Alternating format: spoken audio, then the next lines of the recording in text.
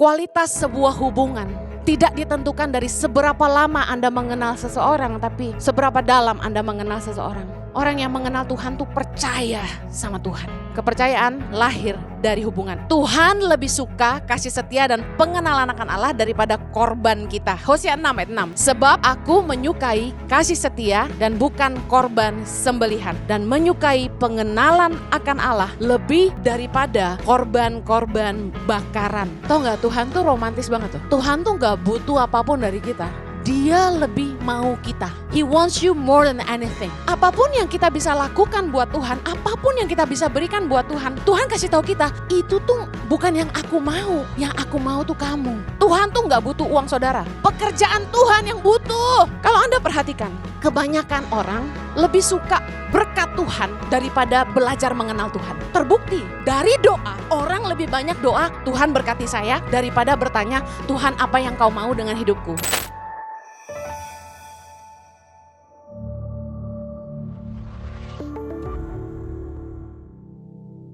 Saya akan khotbah tentang kasih setia dan pengenalan akan Allah bagian yang kedua. Tuhan lebih suka kasih setia dan pengenalan akan Allah daripada korban kita. Hosea 6 ayat 6. Kita baca sama-sama. Sebab aku menyukai kasih setia dan bukan korban sembelihan. Dan menyukai pengenalan akan Allah lebih daripada korban-korban bakaran. Tahu gak, Tuhan tuh romantis banget loh. Tuhan tuh gak butuh apapun dari kita. Dia lebih mau kita. He wants you more than anything. Kalau Anda punya istri atau suami yang mengasihi karena sesuatu, mengasihi Anda karena sesuatu, Anda sedih gak kira-kira? Ya, dia nikah sama gue karena punya kepentingan. Tapi bayangkan gini ya, dikatakan aku menyukai kasih setia dan bukan korban sembelihan. Aku menyukai pengenalan akan Allah lebih daripada korban-korban bakaran. Ibaratnya gini, apapun yang kita bisa lakukan buat Tuhan, apapun yang kita bisa berikan buat Tuhan, Tuhan kasih tahu kita, itu tuh bukan yang aku mau. Yang aku mau tuh kamu. Keren gak sih? Suatu hari suami saya pernah ngomong gitu sama saya. Ada hamba Tuhan yang bisikin dia gini.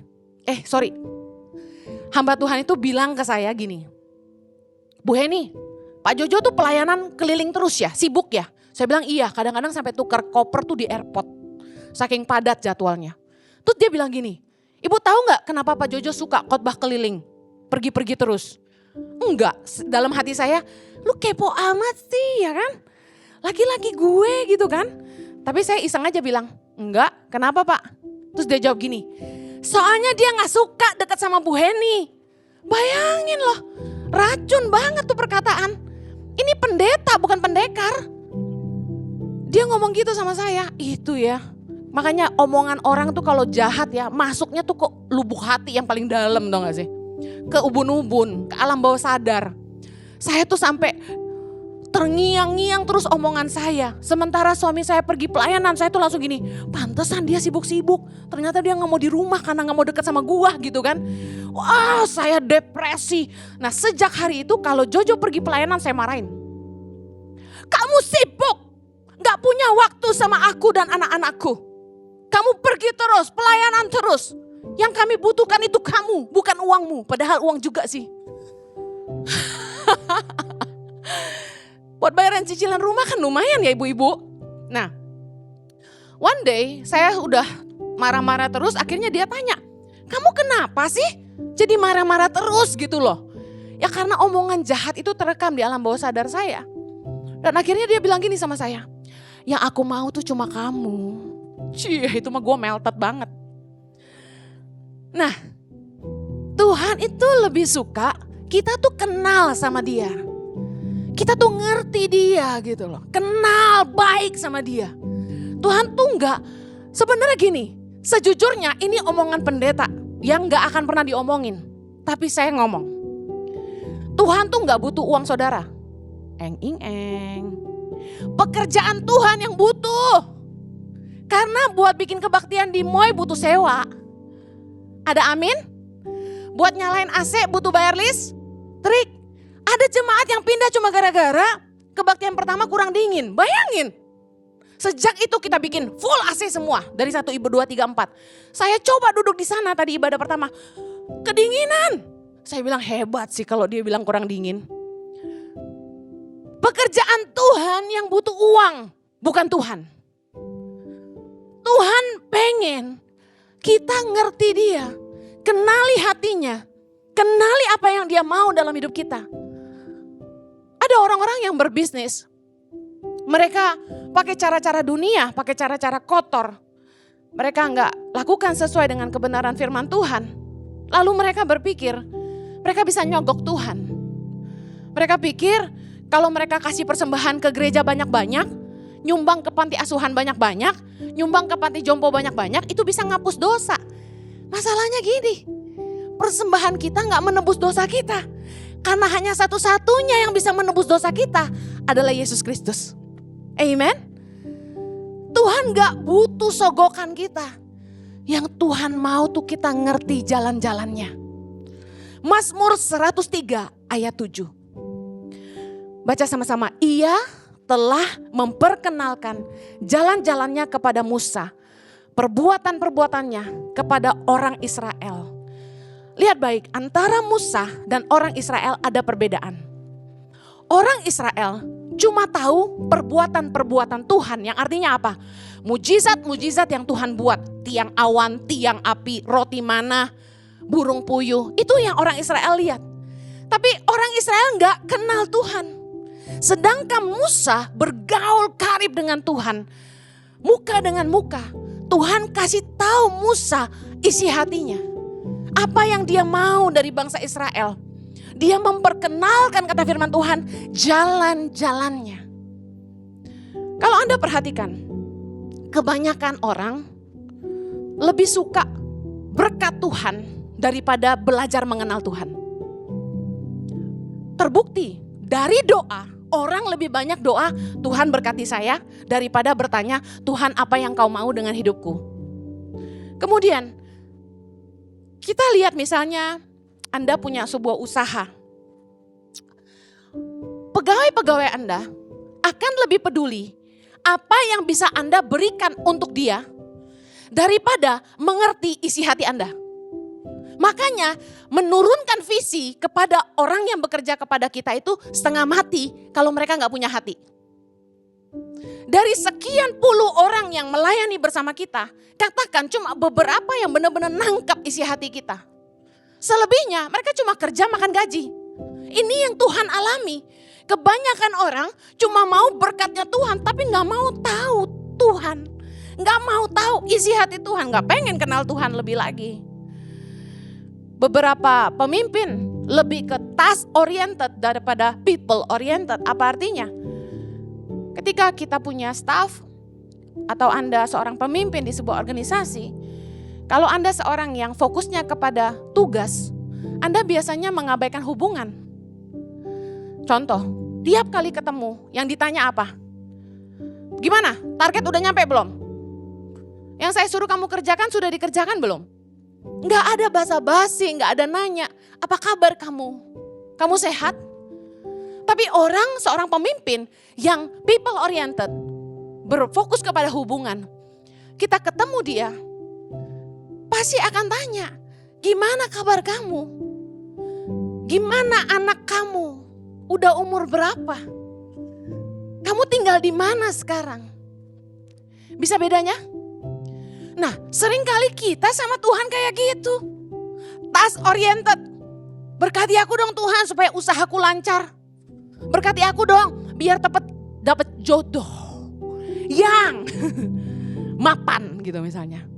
Kita lebih fokus kepada perbuatan-perbuatan Tuhan daripada mengenal jalan-jalan Tuhan. Selama Tuhan memberkati ya bodo amat deh. Ada istri-istri yang bilang sama saya gak peduli suami saya bikin apa. Yang penting dia nafkain saya. Wow. Saya gak peduli suami saya bikin apa, yang penting nafkain saya. Kebanyakan mental manusia kayak gini. Emang gue pikirin Tuhan mau apa? Emang gue pikirin Tuhan bilang apa? Yang penting gue ke gereja hari Minggu ngantuk-ngantuk dikit. Yang penting berkat lancar-lancar, it's enough. Well, Tuhan mau kita belajar kenal Tuhan. Orang yang mengenal Tuhan pasti ngerti jalan-jalan Tuhan. Pasti peka sama hal-hal yang gak berkenan sama Tuhan. Dan orang yang mengenal Tuhan pasti percaya sama Tuhan. Saya akan bahas satu-satu. Kualitas sebuah hubungan tidak ditentukan dari seberapa lama Anda mengenal seseorang, tapi seberapa dalam Anda mengenal seseorang. Kita boleh punya teman lama yang mungkin udah temenan sama kita 20 tahun, tapi belum tentu percakapannya dalam. Anda nggak tahu dia hobinya apa yang jadi alergi dia. Tapi ada orang yang Anda baru aja deket sama dia, tapi terasa sangat akrab dan seperti sudah kenal lama gitu. Anda tahu apa yang dia suka, apa yang dia nggak suka, dia sensitif atau bagaimana. Anda tahu persis, padahal belum lama kenal. Kualitas suatu hubungan ditentukan dari kedalamannya, bukan berapa lamanya. Nah, orang yang mengenal Tuhan nggak menjamin Anda Kristen udah dari orok. Anda mungkin sudah ke gereja udah 30 tahun, 40 tahun, 15 tahun. Doesn't guarantee you know your God. Ada orang yang mungkin baru lahir baru, tapi dia intim sama Tuhan, dia ngerti hatinya Tuhan. Hosea 4 ayat 6 berkata gini, umatku binasa karena tidak mengenal Allah. Wow, orang yang gak mengenal Allah akan binasa. Kenapa? Karena kalau kita gak mengenal Tuhan sungguh-sungguh, kita gak akan tahu jalan-jalan Tuhan. Akhirnya gak heran kita salah jalan. Banyak saudara yang rindu untuk mengenal Tuhan lebih lagi dalam hidupmu. Gimana caranya? Kalau Anda mau PDKT sama seseorang di zaman sekarang ini, apa yang Anda lakukan? Kepoin sosmednya, betul? Kepoin, ih si Bu Heni sukanya pakai baju gini loh, ih rambutnya baru lagi gitu kan ya. Kita kalau udah PDKT naksir cowok atau cewek, kita lihat sampai digedein gini, sampai digedein, ih kumisnya lucu gitu kan ya Tasya. Kita kalau memang pengen mengenal Tuhan, kepoin firman-Nya. Dengar firman Tuhan banyak-banyak, baca Alkitab. Anda pengen tahu gak cara Yesus merespon sama orang? Anda pengen tahu gak cara pikirnya Tuhan? Anda cuma bisa dapat itu kalau Anda baca firman. Saya paling suka baca perkataan Tuhan Yesus. Kalau buka Alkitab Perjanjian Baru, Matius sampai Yohanes, saya tuh buka, tuh saya lihat baik-baik yang huruf merah. Di Alkitab kan dimerahin tuh ya. Saya ngelihat gitu, saya perhatiin. Contoh nih, saya penasaran. Kenapa sih Yesus capek, lapar, tapi dia selalu mau nolong orang? Karena dia punya belas kasihan yang tinggi. Yesus punya belas kasihan yang luar biasa. Saya pelajarin, apa sih yang dia lakukan ketika orang Farisi begitu menyebalkan gitu kan. Yesus menghindar. Ketika Yesus tegur dengan keras. Yesus tuh gak punya kemunafikan sama sekali, keren gak? Dan saya heran kenapa Yesus bergaul paling banyak sama orang susah dan orang berdosa. Saya pelajari, seneng gitu loh. Nah kalau Anda pengen belajar mengenal Tuhan, gak ada cara lain. Anda harus belajar cara pikir Tuhan dengan membaca firman. Dan Anda melihat respon Yesus terhadap orang-orang dari baca firman. Dengar khotbah menolong, yes. Tapi belum tentu Anda ngerti firman kalau Anda gak baca. Jadi contoh nih, saya khotbah gini. Saya diprotes karena beberapa orang nge-cut khotbah saya tanpa ayat. Jadi mereka bilang saya motivator. Ya nge-cut sih gak pakai ayat gitu kan ya. Tapi ketika kita baca ayat, harusnya Anda benar-benar baca. Karena itu jauh lebih penting daripada semua omongan saya. Waktu kita baca firman, saya selalu sengaja taruh ayat banyak-banyak. Soalnya saya tahu di rumah Anda malas baca. Benar gak? Ada yang ngomong sama saya gini, Bu Heni saya minta Alkitab dong supaya saya bisa cepat tidur katanya. Karena kalau baca Alkitab katanya jadi ngantuk. Aduh luar biasa. Ya gak apa-apa deh saya kasih. Kalau kita pengen mengenal Tuhan lebih lagi, seperti kita kepoin sosmednya orang yang kita pengen PDKT, baca firman. Yang kedua, kita akan berusaha cari kontak orang itu. Wah orang datangin saya, Bu Heni boleh minta nomor handphonenya. Saya gak kasih lah. Saya sampai gak mau angkat telepon lagi. Malam-malam orang bisa telepon saya, Bu Heni, saya bisa konseling. Saya gak mau angkat telepon saya lagi. Saya tulis di status WhatsApp, no phone, WhatsApp only. Tetap orang telepon. Jadi kalau Anda sampai ditelepon sama saya berarti itu emergency. Kita kalau orang pengen dekat sama kita atau dia naksir cewek, pasti, bro, lu kenal bro, minta kontaknya dong. Anda mau bangun komunikasi. Jadi kalau Anda pengen dekat sama Tuhan, di waktu-waktu doa Anda, Anda belajar komunikasi sama Tuhan. Tapi sayangnya orang kekristenan itu bantetnya adalah gini. Ketika berkomunikasi dalam doa dengan Tuhan, mereka cuma menyampaikan permohonan doa tapi gak tanya sama Tuhan apa yang Tuhan mau ngomong sama saya.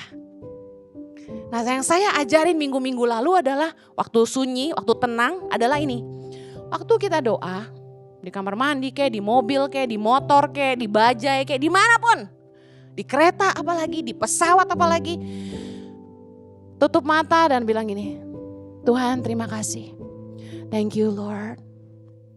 Speak to me Lord. Bicara buat aku Tuhan. Sampaikan isi hatimu Tuhan.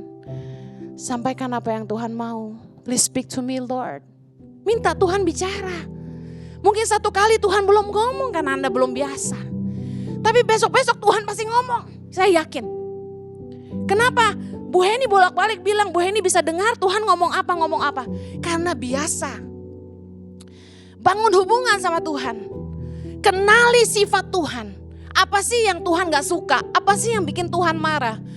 Orang kalau dekat sama kita, orang itu bisa menebak. Pasti Ciheni gak suka ini, gitu. Satu kali saya sama Mison, anak saya dari Papua. Kami pergi lihat sebuah villa di puncak. Terus pas kami keluar, Mison ngomong gini, ini kalau so kasih di mama pasti bangun so bagus-bagus memang. Dia bilang gitu. Artinya dia bilang gini, ini kalau villanya udah dikasih ke mama, udah pasti mama yang bangun nih pasti bagus gitu istilahnya. Karena saya gemes kalau lihat orang punya duit tapi pelit. Kalau saya banyak duit, bikin bagus satu kali, bahasanya gitu. Gemes gitu loh, kalau duit ada tapi pelit. Nikmatilah hidupmu, amen. Saya gemes, ini renovasi kok nanggung amat sih. Gitu kan, gemes gue. Naluri desainer interior bergejolak.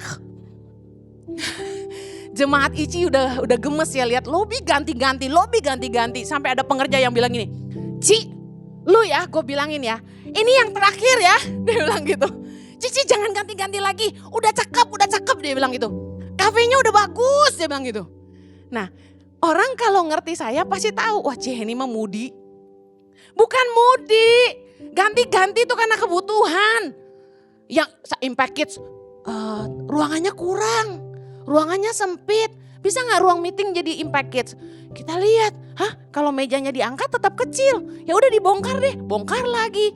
Yang Impact Teens sama Youth, auditoriumnya kesempitan, kurang gede. Anak muda kan tahu sendiri kalau udah ibadah, gempa bumi. Ya kita terpaksa ruangan baby dijebol. Jadi bukan maunya saya. Nih anak-anak nih banyak mau. Iya benar deh. Gue terus yang disalahin. Tapi kalau kafe itu saya. Karena alasannya apa lagi? OB-OB gak bisa ada tempat makan. Kasihan kan? Cleaner-cleaner gereja mau makan masa duduk di toilet? Atau duduk di ruang menyusui kan gak bisa. Jadi saya bikinlah pantry kecil di samping kafe supaya mereka bisa makan. Nah orang kalau kenal baik sama saya, mereka ngerti niat hati saya. Tapi karena orang gak kenal baik, mereka akan berasumsi. Bahaya sekali ketika kita berasumsi tentang Tuhan tanpa ngerti sifat Tuhan. Orang yang kenal Tuhan pasti ngerti jalan-jalan Tuhan. Saya sangat paham dan sangat hafal bau kopi. Saya bisa bedain kopi asli dari biji dan kopi instan. Waktu kami naik pesawat, satu kali pramugarinya kasih saya kopi, saya langsung gini, Nescafe. Suami saya bilang gini, wih kok tahu kamu? Baunya beda, saya bilang. Kenapa saya bisa hafal bau kopi? Karena dari umur 6 tahun saya minum kopi hitam. 6 tahun bayangin. Anda mau tahu cara minum kopi yang asik? Telur setengah matang, dituang di gelas, campurin kopi hitam tanpa gula, dikocok. Enak banget. Ini intermezzo. Nah, saya karena biasa minum kopi asli, tiap pagi saya minum dari biji kopi asli, di grinder jadi kopi fresh, espresso 3 shots every morning. Jadi saya hafal rasa kopi asli. Ketika saya dikasih kopi instan, saya langsung tahu ini kapal api. Kok dia bilang, kok ibu tahu? Iyalah ada rasa jagungnya. Masa ada jagungnya? Iya pokoknya kalian gak ngerti, saya tahu ini kopi jagung. Karena sudah biasa. Kalau Anda biasa bergaul dengan Tuhan, Anda biasa baca firman, Anda biasa dengar firman Tuhan, apa yang jadi pikiran Tuhan, apa yang jadi isi hati Tuhan tuh tumpah ke dirimu. Anda akan cepat mengenali ketika ada sesuatu yang salah. Ketika ini nih gak bener nih. Ini kayaknya dosa nih. Kayaknya Tuhan gak berkenan deh gitu. Anda cepat menciumnya karena Anda biasa hidup dalam jalan-jalan Tuhan. Orang yang kenal Tuhan pasti tahu jalan-jalan Tuhan. Dan dia langsung tahu begitu. Oh ini gak benar. Contoh. Orang tuh selingkuh. Gak tiba-tiba. Semua dimulai dari kata-kata. Satu kali ada cowok WA saya. Bilang gini, aku tuh suka loh sama kamu. Kamu tuh cantik deh. Kalau saya gak niat selingkuh, saya langsung thank you, cut, kelar. Ngerti? Tapi kalau orang lanjutin, masa sih? Yang bener, cantik banget gitu. Aku juga sebenarnya suka sih sama kamu. Wah lanjut. Ini sebenarnya nih orang tahu gak ini selingkuh? Tahu. Kalau Anda biasa hidup kudus, Anda tahu jalan-jalan Tuhan, Anda peka ketika ini dosa, ini gak kudus. Tapi masalahnya kita suka kompromi sama dosa. Makanya umatku binasa karena tidak mengenal Allah. Soal menghidupi kehendak Tuhan. Orang kalau ngerti isi hati Tuhan, dia akan hidup tajam. Mengerjakan yang jadi yang kehendak Tuhan. Seperti ketika Tuhan memanggil saya usia 28 untuk mengerjakan tangan pengharapan. Saya jalan terus sampai hari ini tajam. Tangan pengharapan makin besar. Kenapa saya tajam? Karena saya ngerti kehendak Tuhan. Nah, kebanyakan ketika orang pengen punya hubungan baik sama kita, mereka pikir untuk deketin kita, mereka akan kasih kita hadiah. Tanpa berusaha mengenal kita terlebih dahulu. Itu biasa. Saya kasih contoh. Orang kan banyak kasih saya makanan nih ceritanya. Sejak jadi gembala saya kebanjiran makanan. Makasih loh. Tapi semua saya bagi-bagi. Satu kali ada yang kirimin ke rumah kepiting 3 kotak. Itu dahsyat tau gak sih? Kepiting kan mahal bener gak? Satu box itu kurang lebih 2 ekor. Dimasak dalam 3 masakan berbeda. Oh sedap banget ya kan, pasti gitu kan? Tapi masalahnya saya alergi kepiting. Saya cuma gigit jari, lihat tuh kepiting gemuk-gemuk, ada telurnya. Saya doyan kepiting, tapi saya alergi kepiting. Kalau Anda ngerti, orang itu berniat baik, dia kasih yang terbaik buat saya. Bisa paham ya? Tapi dia gak kenal saya. Dia gak kenal, dia gak tahu tahu bahwa saya alergi kepiting. Murah hati banget gak sih? Murah hati. Baik banget gak? Baik banget. Tapi gak bisa dimakan. Matius 7 ayat 21 sampai 23. Kata Felix, kenapa gak kasih saya kak gitu ya. Matius 7 ayat 21. Bukan setiap orang yang berseru kepadaku Tuhan, Tuhan akan masuk ke dalam kerajaan sorga. Melainkan dia yang melakukan kehendak Bapakku yang di sorga. Pada hari terakhir banyak orang akan berseru kepadaku. Tuhan, Tuhan, bukankah kami bernubuat demi namamu? Mengusir setan demi namamu. Dan mengadakan banyak mujizat demi namamu juga. Baca 23. Pada waktu itulah aku akan berterus terang kepada mereka dan berkata, aku tidak pernah mengenal kamu. Enyahlah daripadaku, kamu sekalian pembuat kejahatan. Kalau Anda baca ini, Anda bingung gak? Kenapa? Bernubuat, ngusir setan, nyembuhin orang sakit, Tuhan marah. Yesus bilang, aku tidak pernah mengenal kamu. Enyahlah daripadaku, kamu sekalian pembuat kejahatan. Lalu pertanyaannya, dengan kuasa apa mereka ngusir setan? Dengan kuasa apa mereka bernubuat? Dengan kuasa apa mereka menyembuhkan? Kok Yesus gak kenal mereka? Kadang-kadang seringkali kita terkecoh dengan pemakaian Tuhan. Kita semua pengen dipakai Tuhan karena kita lihat keren banget kan? Dulu saya ngefans sama Darlene Check. Seorang worship leader wanita luar biasa dari Hillsong, Australia. Saya sekolah di Hillsong, saya ambil Creative and Art majoring in vocal. Saya pengen kayak Darlene. Kalau saya lihat dia di TV, saya sampai cium. I'm gonna be like you, I'm gonna be like you. Saya mimpin pujian, saya pakai jas panjang seperti Darlene, saya beli boot seperti Darlene. Jadi kalau ke gereja Hillsong tuh gue liatin bootnya. Makanya saya ngerti sih, kalau ada ibu-ibu yang suka beli batik tangan pengharapan, kasih foto saya ke tim merchandise. Saya mau yang kayak Bu Heni, saya paham. Karena saya juga gitu dulu. Saya beli bootnya, saya beli jas panjangnya. Terus saya mimpin pujian kayak dia. Now wah gitu-gitu deh. Mendesah-mendesah gitu kan. Lututnya ditekuk-tekuk. Lebih bagusan dia daripada saya sih. Tapi intinya gini. Kita terkecoh.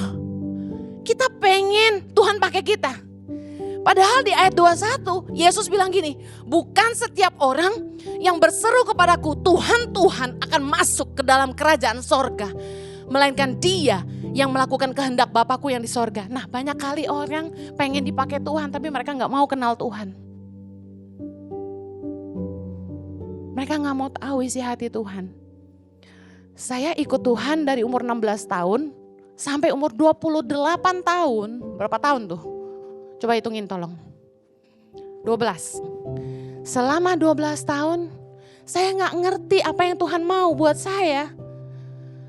Ternyata apa yang saya tekuni 12 tahun, belajar nyanyi, bayar guru piano, itu gak membuahkan apa-apa. Hari ini saya bukan Heni Simorangkir. Hari ini saya bukan Heni Idon yang bisa main piano. I'm nothing like that. Tuhan punya rencana yang berbeda. Dan itu hanya bisa dikenali kalau kita kenal Tuhan. Kita bukan hanya mau pemakaian Tuhan, tapi kita mau kenal isi hati Tuhan. Nah, saya bersyukur umur 28 Tuhan izinkan saya mengenal Tuhan sungguh-sungguh. Kalau hari ini Anda pikir Anda udah pelayanan, pertanyaan saya cuma tahu, satu aja. Anda kenal gak isi hati Tuhan? Saya suka nyanyi, tapi saya bukan penyanyi. Orang-orang yang kenal Tuhan, pertama dia peka dengan hal-hal yang tidak berkenan kepada Tuhan. Tadi saya udah ngomong. Yang kedua, dia ngerti isi hati Tuhan. Yang terakhir, orang yang mengenal Tuhan tuh percaya sama Tuhan. Kepercayaan lahir dari hubungan. Katakan sama-sama, kepercayaan lahir dari hubungan. Iman lahir dari hubungan. Familiarity give the sense of security. Familiarity give the sense of security. Artinya apa? Kalau kita kenal dengan sesuatu, itu tuh memberi rasa aman. Saya kasih contoh. Anda ke supermarket. Meskipun ada berbagai merek biskuit, saya yakin Anda akan beli yang Anda kenal mereknya. Setuju? Anda lihat minyak goreng. Mereknya macam-macam. Meskipun Anda pengen beli yang paling murah, tapi kalau Anda lihat mereknya Anda gak jelas, Anda beli gak? Enggak. Ketika kita kenal dengan sesuatu atau seseorang, itu memberi rasa aman. Waktu kita ketemu dengan orang, kelihatan tampangnya serem, kita takut gak? Takut, karena kita selalu judge orang dari luar. Padahal banyak orang yang wajahnya penjahat, hatinya malaikat. Tapi kita gak akan merasa aman karena kita gak dekat. Kita gak kenal. Daniel 11 ayat 32 berkata gini. Umat yang mengenal Allahnya akan tetap kuat dan bertindak. Badai sebesar apapun dalam hidup kita gak akan menggoncang iman kita kalau kita itu punya kepercayaan yang besar sama Tuhan. Masalahnya kepercayaan, iman hanya lahir dari hubungan. Saya mau tutup dengan 3 hal. Yang pertama, orang yang gak kenal Tuhan. 3, ciri-ciri orang yang gak kenal Tuhan. Yang pertama, basa-basinya banyak. Kalau Anda belum kenal orang, biasanya basa-basi tingkat tinggi, betul? Anaknya berapa? Terus lupa. Matius 6 ayat 7, baca sama-sama. Lagi pula, dalam doamu itu, janganlah kamu bertele-tele seperti kebiasaan orang yang tidak mengenal Allah. Mereka menyangka bahwa karena banyaknya kata-kata doanya akan dikabulkan. Yesus ngajarin kita, ini Yesus yang ngajarin kita. Please, kalau doa jangan bertele-tele. Saya kebayang ya, Yesus kan di sorga jadi dia turun ke dunia buat kasih tahu kita. Please, kalau doa jangan panjang-panjang, gue udah gak tahan dengernya. Bapa kami yang di sorga, dimuliakanlah namamu. Kami berdoa untuk alam semesta, cacing-cacing semut, bintang di langit, bunga-bunga di padang, dan keledai dan semuanya yang ada. Tuhan, kemurahan-Mu amat besar. Kalau kami bisa menikmati semua yang ada. Kami ingin makan ya Tuhan, kami teringat kepada janda-janda, anak-anak yatim piatu, semua burung-burung di udara, ikan-ikan di lautan, semua didoain. Saya bercanda tapi Anda ngerti maksud saya kan? Saya kebayang Tuhan tuh gak tahan dengerin doa orang munafik. Lu kayak gue gak tahu isi hati itu, udah gak usah basa-basi, ngomong aja. Orang kalau kenal sama Tuhan gak basa-basi. Saya kalau doa makan tuh gak panjang.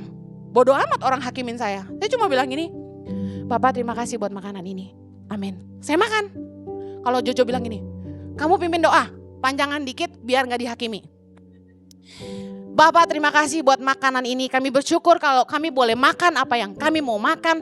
Tolong supaya jadi kesehatan, gak bikin kami gendut, gak bikin kami kolesterol dalam nama Yesus. Amen. Sederhana. Kalau orang kenal Tuhan gak basa-basi. Kita basa-basi karena kita gak kenal, canggung kan. Matius 6 ayat 8 berkata gini. Jadi janganlah kamu seperti mereka karena Bapamu mengetahui apa yang kamu perlukan sebelum kamu minta kepadanya. Katakan amin. Udah jangan bertele-tele, ngomong aja. Yang kedua, orang yang gak mengenal Allah hidup dalam kekhawatiran. Matius 6 ayat 31.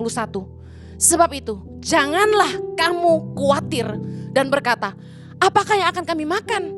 Apakah yang akan kami minum? Apakah yang akan kami pakai? Ayat 32 sama-sama. Semua itu dicari bangsa-bangsa yang tidak mengenal Allah. Akan tetapi Bapamu yang di sorga tahu bahwa kamu memerlukan semuanya itu.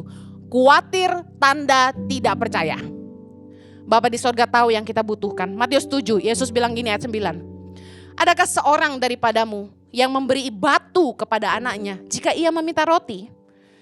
Atau memberi ular jika ia meminta ikan?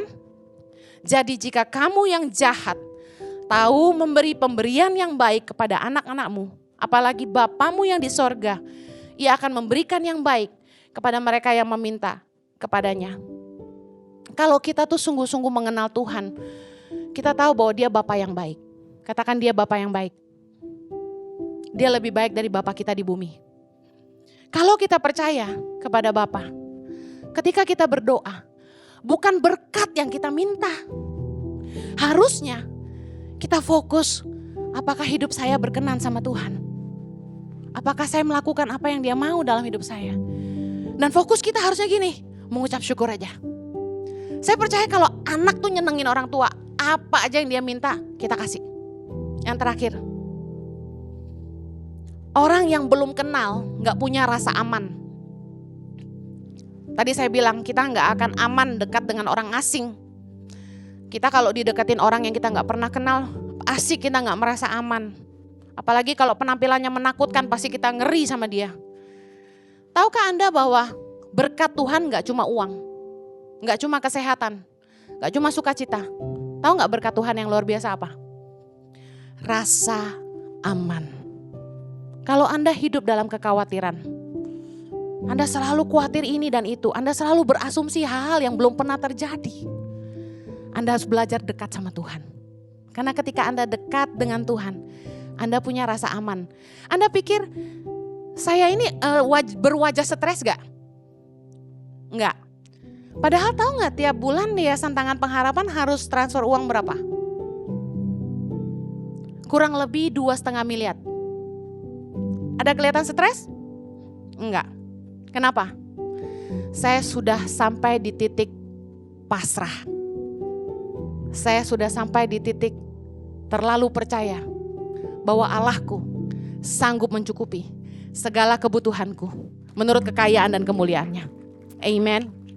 Buat saya, apapun yang Tuhan mau lakukan dalam hidup saya, bukan karena saya, tapi karena Dia punya kepentingan lewat hidup saya. Kita cuma boleh berserah. Kalau ada di antara Anda yang suka susah tidur, ada di sini yang susah tidur? Yang tidur suka begadang, susah banget tidur, susah terlelap. Kalau tidur gak bisa nyenyak, ada?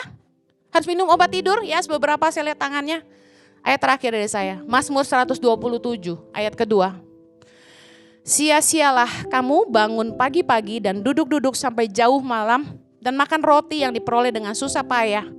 Sebab ia memberikannya kepada yang dicintainya pada waktu tidur. Dalam terjemahan NIV berkata gini, for he grants sleep to those he love. Tahukah Anda, salah satu berkat Tuhan adalah tidur nyenyak. Saking Anda merasa aman, saking Anda merasa damai, Anda bisa tidur nyenyak. Saya tuh kalau tidur gak pernah mimpi. Kalau mimpi pun lupa. Saya kalau udah hilang. Nyenyak sekali.